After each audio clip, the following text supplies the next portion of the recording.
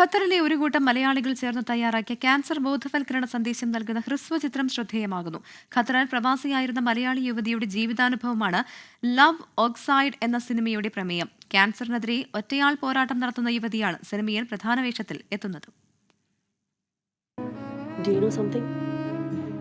എനിക്ക് ഏറ്റവും പ്രിയപ്പെട്ട എൻ്റെ ഡാൻസ്.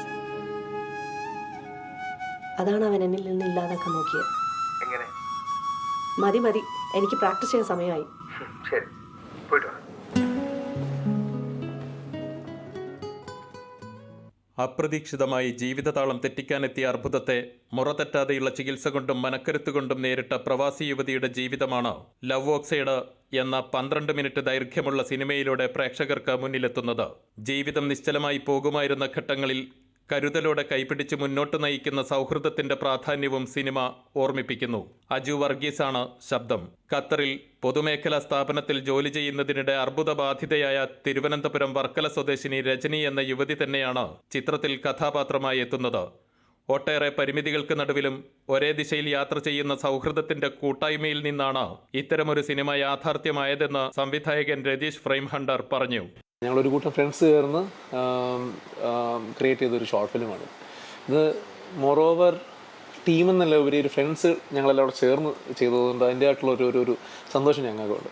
നൃത്തത്തോടുള്ള അടങ്ങാത്ത അഭിനിവേശം ഉൾപ്പെടെ ജീവിതത്തിലെ നിറങ്ങളെല്ലാം ചോർത്തിക്കളഞ്ഞ രോഗാനുഭവത്തിന്റെ തീഷ്ണതയിൽ നിന്ന് മനക്കരുത്തുകൊണ്ട് രജനി ജീവിതം തിരികെ പിടിക്കുന്നു. തന്റെ പ്രാണനിൽ ഉൾച്ചേർന്ന നൃത്തത്തോടുള്ള അഭിനിവേശം ഉള്ളിലൊതുക്കാതെ വീണ്ടും ഉയർപ്പായി തീരുന്ന രജനിയുടെ ജീവിതം പ്രതീക്ഷയറ്റവർക്കുള്ള അതിജീവനത്തിന്റെ സന്ദേശമാണ്.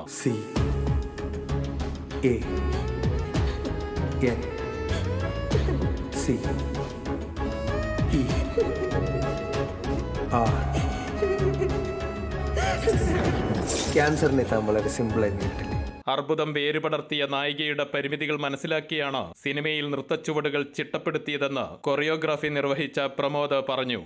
ബേസായിട്ട് കിടക്കുന്നത് ഡാൻസാണ്. നമ്മൾ ലാസ്റ്റാണ് ഇതിൻ്റെ ഒരു ക്യാൻസറിൻ്റെ കോൺസെപ്റ്റൊക്കെ വരുന്നത്. ക്യാൻസർ തിരിച്ചു വരികയാണ് ലൈഫിലേക്ക്. അപ്പോൾ അവരുടെ ഒരു ട്രാവൽ സ്ട്രഗിൾ ഉണ്ടായിരിക്കും. നമ്മൾ ഡാൻസ് നിർത്തി കുറേ ഗ്യാപ്പ് വന്നു കഴിഞ്ഞാൽ നമുക്ക് തന്നെ ഒരു ഭയം വരും, എനിക്കിനി ഇത് സാധിക്കുമോ എന്നുള്ളത്. നോർമലായിട്ടുള്ള ഒരു മനുഷ്യന് വരും. അപ്പോൾ ഒരു പേഷ്യൻ്റ് ആയിട്ടുള്ള ഒരാൾക്ക് തിരിച്ച് അതിലേക്ക് വരുമ്പോൾ അതിനേക്കാളും ഡബിളായിരിക്കും അവരുടെ ഫിസിക്കലി കുറേ പ്രശ്നങ്ങളുണ്ടായിരിക്കും. ജിൻഷാദ് ഗുരുവായൂരാണ് ക്യാമറ. ജുനൈദ് മുഹമ്മദിന്റെ സംഗീതത്തിൽ സിതാര കൃഷ്ണകുമാറാണ് ആലാപനം. ജുനൈദ് സുൽത്താനാണ് വരികൾ ചിട്ടപ്പെടുത്തിയത്. RJ ജിബിനാണ് തിരക്കഥ. ഖത്തറിൽ വിവിധ മേഖലകളിൽ ജോലി ചെയ്യുന്ന ഒരു കൂട്ടം ചെറുപ്പക്കാർ ചേർന്നൊരുക്കിയ സിനിമയുടെ നിർമ്മാണം ഖത്തറിലെ വ്യവസായ പ്രമുഖനായ സതീഷ് ജി പിള്ളയാണ്. ഖത്തറിലെ ഒരു കൂട്ടം മലയാളികൾ ചേർന്ന് നിർമ്മിച്ച ഒരു ചെറിയ സിനിമ. എന്നാൽ ഈ സിനിമ നൽകുന്ന സന്ദേശം വളരെ വലുതാണ്.